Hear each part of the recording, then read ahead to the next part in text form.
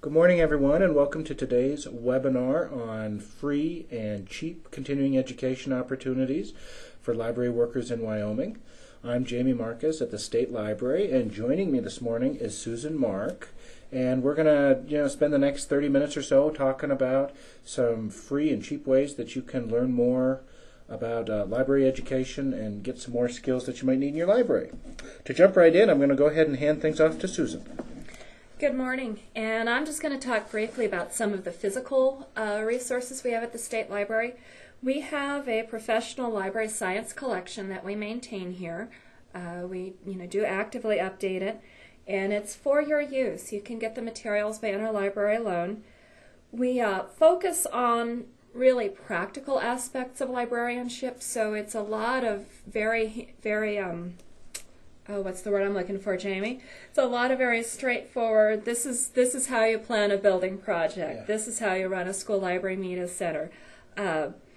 We don't have a whole lot of scholarly treatises. We really want it to be things that are useful to you in your library. There are a couple of ways you can keep posted on what is new in this collection, and of course it's all in WILD at the State Library's WILD page.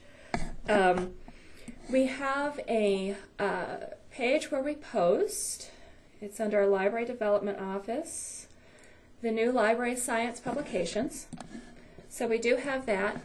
If you are on the All at Will or All at WILA listservs, we put out a monthly update on that. And the State Library is also on Facebook. And on Facebook, you'll get notifications as soon as we get them in. I'm the person who deals with this collection. So if you have suggestions or if there's particular information you're looking for, you can always contact me at the State Library. So with that, I'm going to hand it back to Jamie. Okay, thanks, Susan. And like Susan said, most of the items that we have here at the State Library deal more in the practical nature of your job and less in the theory. We really don't care what some dead guy thought 100 years ago. What we do care about is a successful program that they ran in another state that we can use as an example. So there's lots of things in Wildcat, and of course we will interlibrary loan it to you for free. Okay, so let's get into some of the virtual free and cheap continuing education tools that are available to you. And first I'm going to talk about some webinar stuff, some webinar archives. We'll talk about some places where you can go to find cheap or free courses. And then maybe, if we have some time, a little about the certification courses and some scholarships available to you if you're interested in taking some sort of education that requires payment. So if you're on the State Library's webpage, one of the best places to go if you're looking for free continuing education is to our planning calendar. And the link is right over here on the left. Now, the Wyoming Library's planning calendar contains everything for the month that we found that is free, or anything, like here in blue we have some WILD meetings and things listed. So it's just a great place to go if you're looking for what's happening in Wyoming libraries. Everything that we list is free. Off of here, and I would say about 95% of it is archived. All of the stuff we do here at the State Library is archived unless we have a technical difficulty, which we seem to be dropping in and out of UGMA at the moment, but that's okay, it'll catch back up. The stuff that's presented by other groups out in the world is also usually archived as well. And those archives generally go off of the sites of whoever is actually doing the training. So if you're interested in taking any of these programs, all you do is you just click on the link, and there's all the information about the program and how to register, or just how to jump into the free training room. If you subscribe to All at Will or the All at the Wyoming Library Association email lists, you will get a monthly email from me detailing every one of these meetings. So that's a good way to take a look at the beginning of the month, just to sort of plan out what's good for you or for your staff. Now here on this, I should mention while we're here on this page, a couple of links that we have off to the side here. We have some webinar calendars. Nearly everything that's listed on these calendars is put onto our calendar, but in case you were interested in what people are offering in the future. We also have some archives from Opal, the TechSoup, and the Junction webinar archive, and that's where they're storing everything that they do. or at least that's where they're telling us they're storing everything that they do. And then here's some links to online courses, and we're going to cover that here in just a second. But what I really wanted to show you is the Wyoming State Library webinar archive. And this lives off the State Library's homepage. And it's right down here in the lower right. It sometimes moves up or down on this list. But this is the list of every webinar that we have archived. We tend to leave all of our webinars up for as long as they're useful, so maybe 6 months to a year, depending on if it's a database webinar, or even longer if it's something like notice reports that the Wild did, or standalone circulation, stuff that's really not going to change too much. And just to watch any of these, all you really need to do is, goodness, we've lost UGMA again. All you really need to do is click on a link, and I'll show you here as soon as UGMA comes back up. I hate technical difficulties. Sorry about this, folks.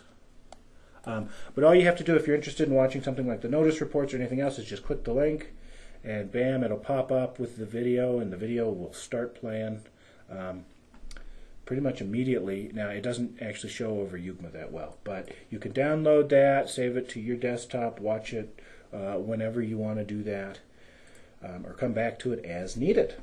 We have lots of other webinars listed, wild webinars, database webinars, and then just some other good stuff out there that we've done over the past year, including all of the Get on the Bus stuff, the social networking, and the reference stuff that we did earlier this year. So that's our archive. And again, if you were to watch a Web Junction program and wanted to go to their archive, you can just go to their program, whatever program you missed, and oftentimes it has a link right to their archive, or you can go to our planning calendar, like I said, and there it would be right here on the side. Okay, so let's start talking about a couple of courses that are out there and available for you. Again, some of these live right here on our planning calendar, but I've opened them up so we can just jump pretty quickly. Web Junction is a program that was set up by the Bill and Melinda Gates Foundation and now owned by OCLC, and they have a lot of good online learning things all about libraries on their website. You can search that website if you're looking for children's programs or services to older adults, and you'll see what other libraries around the world have done. But the main portion I wanted to talk to you today about is about their course catalog. And to get to that, you just go to the webjunction.org homepage and click on courses. And they have somewhere in the neighborhood of 100 courses that you can purchase. And I think they're around $40 a piece, most of them, $25 to $40, that you can purchase and go through on your own. They have everything from Word documents and Microsoft Office programs to things that are a lot more appropriate for libraries, like library management, advocacy and outreach, budget and finance. Again, we just lost UGMA, but now you'll see exactly where I am. So if I open up budget and finance, there are 13 courses here. They're all $40. Accounting fundamentals, basic budgeting, financial management, advanced finance, things that people in your business office might like. They're $40. All you have to do to order those is create a Web Junction account, and purchase it like you would do anything else online. One thing to note is that some of these courses have the LEAD, which stands for Lifelong Education at the Desktop, which I'll talk about that program here in a minute. But if they say a LEAD course, you can also purchase them through LEAD, and actually you can purchase them for only $25. So if you see anything that you want to take that has LEAD, then don't take it through Web Junction, just take it through LEAD. And here in a minute I'm going to tell you how the State Library will give you some free LEAD courses if you're interested. Back on the Web Junction page, they have some good stuff, again, about library management, library services. Let's look at the technical services section here real quick. And they have some good stuff. Again, introduction to cataloging for non-catalogers. That might be worth it for $40. And shelving, all sorts of good stuff there. Now, one thing to think about is that these self-paced courses usually run between 2 and 3 hours of online training. They're pretty standard. Once you buy your course and you log in to do the course, you're going to read a little bit about the topic at hand. You might see a short video, read some outside articles that are from a library journal or some other publication. And then at the end, or between each section, you'll probably take some sort of a quiz or some sort of a test to test your knowledge to see how you did. And then it will refer you back to things you may need to work on more or other things like that. So it is the courses are really, really easy to use, and you can jump in and out of them as time permits. I believe with the Web Junction courses and with the lead courses that I'll show you, you have over a year to finish them. So from the day you purchase or sign up for the course, you have a full year to complete it. And when you complete those courses, you will get some sort of a printable certificate, and that may be helpful for your next job interview if you're looking for a new job, or if you're shooting for a raise or something. That of course means that your county or state does have some money to give you a raise. Okay, so let's move on and let's talk about LEAD. LEAD stands for Lifelong Education at the Desktop.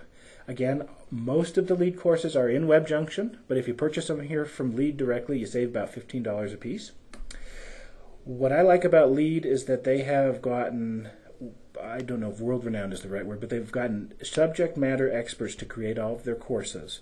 And so these are people who really know what they're talking about when they created the courses. And then they also had some high-powered educators edit what these folks created to make it into a usable format. Their courses you can find right down here on the left side. They have 50 or more courses. Now, a lot of them are divided into library-specific courses, and these are all $25. These are some of the ones that appear in Web Junction. They also have courses if you are going through the Library Support Staff Certification Program. Now, that's an online course. It's more than $25. It's going to cost you $300, but that would fulfill one of those requirements for the Library Support Staff Certification Program if you're interested in that. They've divided stuff out for school libraries and volunteers and the public library certification program as well. And again, those certification programs are a bit higher. They're about $300, but maybe well worth it if you're shooting for that. Okay, the state library, luckily enough, was able to get a hold of 200 courses from LEAD. We let them use some of our content to create a course, which isn't up yet for trustees, and so in payment for letting them use our material, they offered us 200 courses, which we have begun to offer to Wyoming libraries. At the moment, we have offered every public and academic library system in the state 4 free courses. So you may want to talk to your director if you would like to take a LEAD course, because those are already paid for. And all you really need to do is, or all your director needs to do, is let me know that you need to sign up for a course, and I'll get you all set up. So that's a way to jump right into a LEAD course even this afternoon if you're interested. Now, later this year, and I'm thinking, or early next year, we'll just see about the timing, I will open up another 75 course seats for LEAD, and those will be open to anybody in a Wyoming library who wants to take it. And it'll be pretty much on a first-come, first-served basis. I'll probably ask if anybody wants to take a course, and then at the end of the week, if we have less than 75, everybody will get a course. If we have more than 75, we'll just draw them out of a hat, or we'll come up with something to make it fair and simple.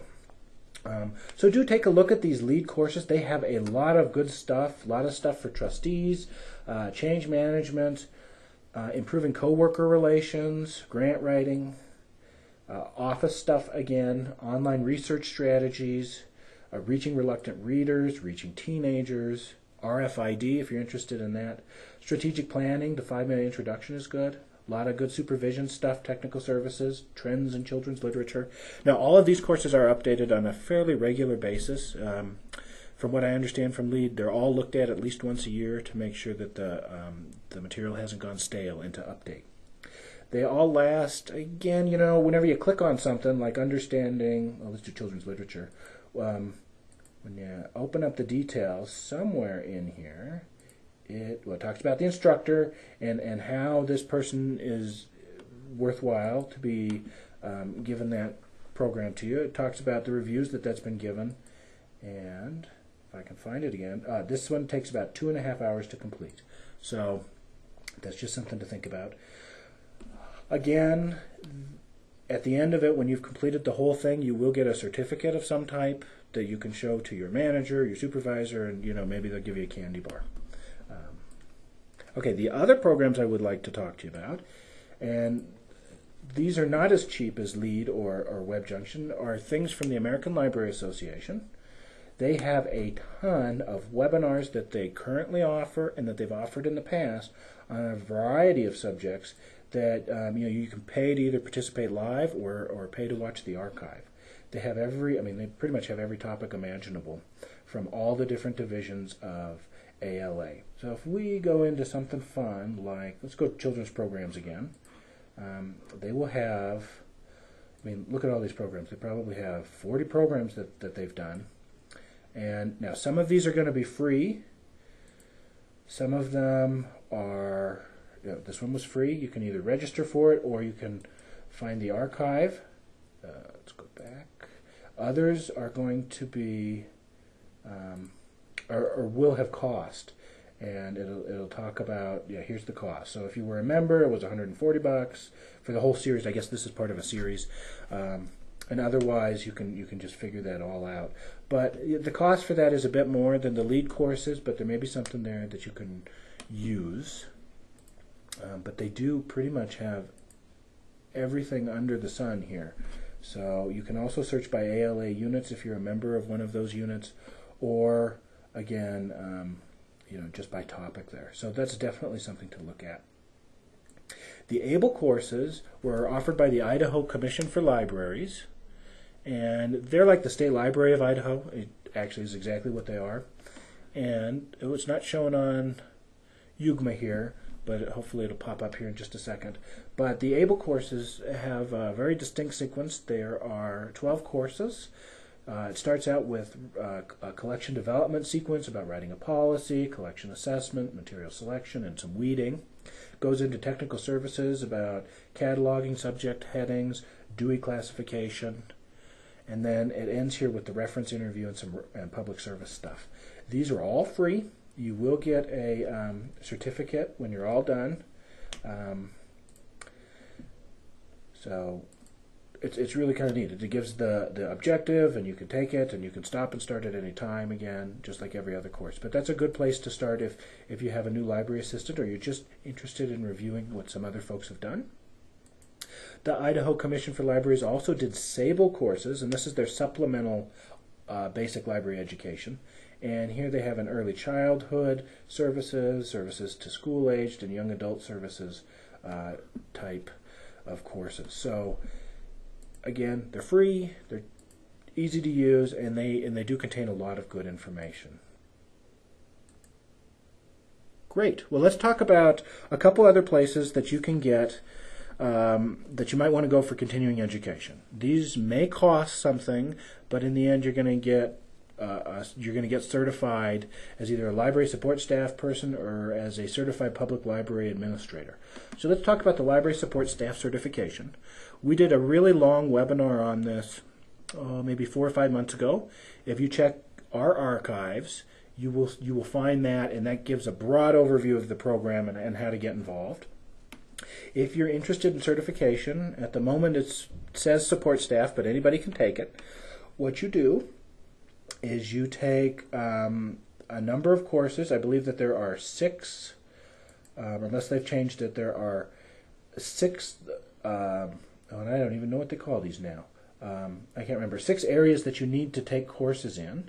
And once you've taken courses in those areas, then you become certified, and they give you a really nice certificate. If you have some previous knowledge of something in one of those 6 areas, you can create a pretty easy portfolio, and they will give you credit for having known that knowledge. So you don't necessarily need to take 6 separate courses. You may only take 2 courses, you may take no courses, or you may end up taking 5. It's just really up to you how it is. Now this is their course list, and all of these have passed their rigorous testing, so that if you do take it and you do pass it, you will have gotten that check mark in that competency is the word, in that competency set. Some of them are live, some of them are things you might have to travel to California for, and others are online. So, if you're interested in cataloging and classification, and you're maybe interested in this program, and you have some money and you want to take a class, it may not hurt to, kill two birds with one stone and take one of the classes that will give you that certification or put you on that route. Okay. The portfolio is really easy to do as well. You just need to show that you have knowledge of cataloging and classification. So if you've been doing it for 30 years, you just need to prove it. Not too hard. So you can take a look at the website for information on that. The State Library will be offering 8 half scholarships that will cover the registration for this program. The current registration amount is, I believe, $350. So in January, we will start to look for 8 folks who want a free $175, half of their registration paid for this. And again, we'll come up with some very easy way to determine who those 8 people will be. So if you're interested in that, in this program, and you haven't started already, wait until January, wait until we offer those scholarships so that hopefully you can snag one and then just jump right in. They have a lot of good courses in here. Everything from cataloging, like we've seen, to foundations of library services. So some of the stuff might be really good for newer staff members who are thinking of making librarianship a career. And in a minute I'm going to talk about alternative ways to pay for it that is not a state library scholarship. There's another program that the ALA does. It's called the Certified Public Library Administrator Program. Now this is for folks who already have their master's degree and have worked in public libraries for about 3 years or so. And what it does is it's just a supplemental certificate. So if people want to move on and become a director or a middle manager, or who knows, just move to another job, that it shows that you went through this set of courses and passed those competencies, so that you can just show that as one more thing on your resume. There are, again, quite a bit of courses, and there are some other courses for this that you can go ahead and jump right into. Some of them are free or cheap, and others you have to pay for again. But if you're interested in, say, beefing up your cataloging skills and you have a master's degree, then why not kill 2 birds with one stone and get this? I believe to be part of this program you have to pay a $250 registration fee, and then of course pass all the competencies, or prove that you have that competency set already. So as soon as UGMA comes back up, and I apologize for the technology difficulties this morning, I'm going to talk to you a little bit about where to get some money to pay for some of these things if you decide that you want to do a certification program, or that you, who knows, want to take a different course, something live. Again, I'd like to remind you that we have 200 free lead courses. Talk to your director about those. Every library was given 4. We'll open it up to everybody else in the whole state. Later this year, we'll be eligible for the other 75 courses. And if we run out of courses, that's great. The state library will just purchase some more. We want everybody to have the opportunity to take a course and see if that's a great way of learning.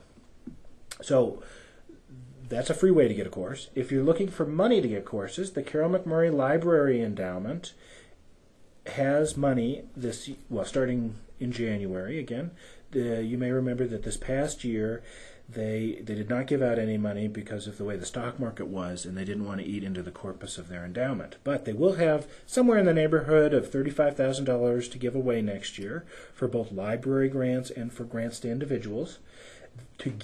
To learn more about the Carroll McMurray Library Endowment, it's right in the State Library's webpage, right under the section for librarians and information specialists, and under the grants tab. So pretty simple. The application is extremely simple. All you have to do is talk about the course you want to take or the event you want to attend, and how you think it would help you become a better library worker. And then every other month, those individual applications are reviewed, and we try to fund as many as we can. You can receive up to $1,500 a year for your continuing education. That could be anything from course to earn your master's degree, one of the certification courses, or more than one certification course, or anything that's library related or related to your job if you work in a library. The prerequisites are really easy. One, you have to live in Wyoming. Two, you've had to work in a Wyoming library for at least a year in your current position. And three, you got to fill out an application. So that's pretty simple. They do try and give money more towards people who want to take courses than to people who want to attend conferences. So you may apply to attend some sort of a conference, but that just may not be funded or funded at 100%, because they really want to focus on bettering library workers, their educational skills across the state. So that's up to $1,500 a year. The best thing about that is that once you're awarded a grant, the McMurray Foundation cuts you a check immediately, so you don't have to have whatever charge it was sitting on your visa for 4 months until you complete the course. Okay. The other main granting source that you can get in Wyoming at the moment is from the Wyoming Library Association. We have the Nora Van Berg Development Grants, and last year I believe they gave out over $1,000 in grants, and they award those at the annual conference in the fall. So if you have an event that will happen after October of 2011, then you should definitely consider applying for this grant. Again, it's really simple to apply for it. You have to have been a member of the Wyoming Library Association for 2 years and a resident of Wyoming and currently employed in a Wyoming library, but that pretty much, would be anybody who's applying for money anyway, hopefully. And the deadline for applications is May 1, just so you know. And they love to give out money, and every year the amount that they give out varies depending on the number of applications, but in past years they've given away anywhere between $500 and $2,000. So it just depends. If you have something that's worthwhile, do consider submitting an application. I just want to remind you that if you ever have any questions about continuing education or taking a lead course for free or getting a McMurray grant or anything that I've covered here today, feel free to give me a call or shoot me an email at the State Library, or just call somebody in the Library Development Office and we'll be more than happy to see you through the process.